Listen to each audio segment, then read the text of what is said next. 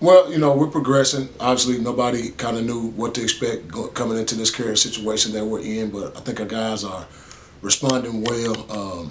Our biggest concern was safety, not just with the corona situation, but guys not being in the weight room for the past several months, and the risk of injuries moving into football so fast. But so far, I've been pleased with the way our guys' bodies responded, going into padded sessions and things of that nature. So we're just looking forward to continue to progress and kind of put one foot in front of the other. It's kind of as we kind of move forward, getting ready for the season. It's kind of the same, really.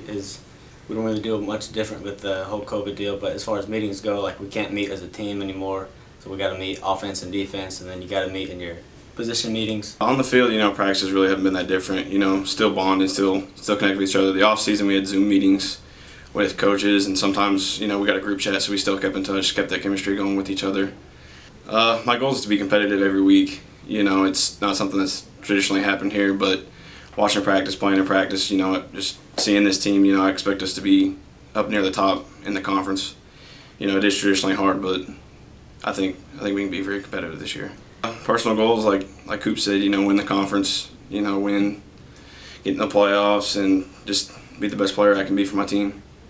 Well, as a team, we always want to compete, win every game, but we want to get a ring, win the conference championship, hopefully win playoffs. Anything can happen then. But and personally, I just want to be the best I can. Lead, do whatever I can to help the team. If that means I gotta return kicks, if I gotta sacrifice my route to get somebody else open, something like that, just try to be the best I can there. Well, I think our guys, we can compete. I think we starting to understand that we compete with teams, some of the top tier teams, but we have to understand that we have to stay out our own way with mistakes. Because you look at a lot of the times that we got put in bad situations, it was because we weren't where we're supposed to be or execute how we needed to execute. So I look forward to our guys as a program to make the next step forward. Let's continue to be competitive. Try to win the games that we play every Saturday. Well, Colton Skyles, he's be a starting defensive tackle for us, be a senior. Expecting him to be a pretty rock of a player in there for us. Not really a playmaker guy, but more of a core guy in your defense that is going to be where he's supposed to be. Kooper Wilson kind of came into his own last year, so I kind of brought him to media days this year as a return guy for us. He made some plays in some big games versus some of the top tier opponents, so we're doing some things hopefully that can get him more involved in the pass game offensively and let him do some things. Other guys that we have coming back, Marquez Daniels, the outside linebacker for us, played last year for us, was an all-conference kid. We're expecting some big things from him. And a couple of offensive linemen that we have in camp that are improving really well, and hopefully they'll show up on tape when that time comes. They got to be ready anytime. I remember my freshman year, I wasn't expecting to play, but somebody got hurt, so I had to hop in and play, and then that's just the role I was forced into.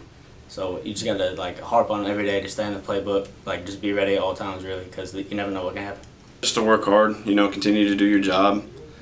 And like Coop said, you never know when your number's going to be called, because like my freshman year, I had to switch positions and do what's best for the team, but whatever coach asks of you, just keep your head down, keep working. It brings I have a lot of pride for that. Not everybody gets to wake up every day and do what I do. Yeah, sometimes you think it may suck. You got to get up at 5 o'clock and go to practice and go to meetings and go to weights and everything, but not everybody's able to do that. So you got to be grateful for it. Like he said, it's a pride thing. Coach preaches to it all the time. Not everybody gets to do this thing. If we're blessed enough to wake up in the morning and do this, then that's special. So just pride for me. Most important thing is do your part as far as with the corona.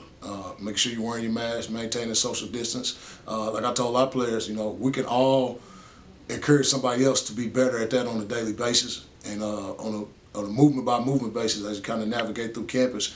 And I think it's going to have to happen on every campus if teams were wanting to play fall sports. Everybody talk about wanting to play, but are you taking the necessary steps in this particular situation to get that done?